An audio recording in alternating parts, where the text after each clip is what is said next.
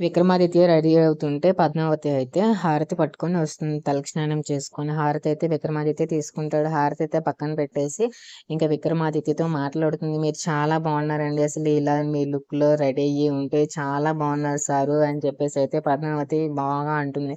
బొగ్గులైతే గిల్లేస్తుంది.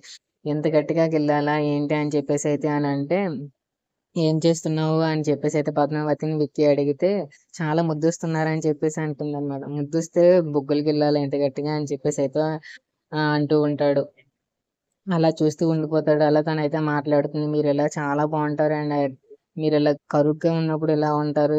కొంచెం కరుకు తగ్గినప్పుడు చాలా క్యూట్ గా నా దగ్గరకు వస్తారు అని చెప్పేసి అయితే అలా మాట్లాడుతూనే ఉంది. గలగల మాట్లాడుతుంటే విక్రమాదిత్య అయితే అలా చూస్తూ ఉంటున్నాడు తన వైపు అయితే. ఆగండి మీకు దిష్టి తీస్తాను అని చెప్పేసి అయితే అంటూ ఉంటుంది. అయితే కళ్ళు మూసుకోవాలా అని అంటాడు. కళ్ళు ఎందుకు మూసుకోవాలి దిష్టి తీయడానికి అని అంటే, తనేమో దగ్గరికి వచ్చి ముద్దు పెట్టేస్తుంది బుగ్గ మీద. బుగ్గ మీద ముద్దు పెట్టేస్తే తనని టక్కన లేచి, ముద్దెందుకు ముద్దెందుకు పెడతారు దిష్టి తీయాలి అని అంటే, భార్యాభర్తలు ఇద్దరు ఇలానే దిష్టి తీస్తారు అని చెప్పేసి అయితే దగ్గరికి వచ్చి చెప్తూ ఉంటుంది.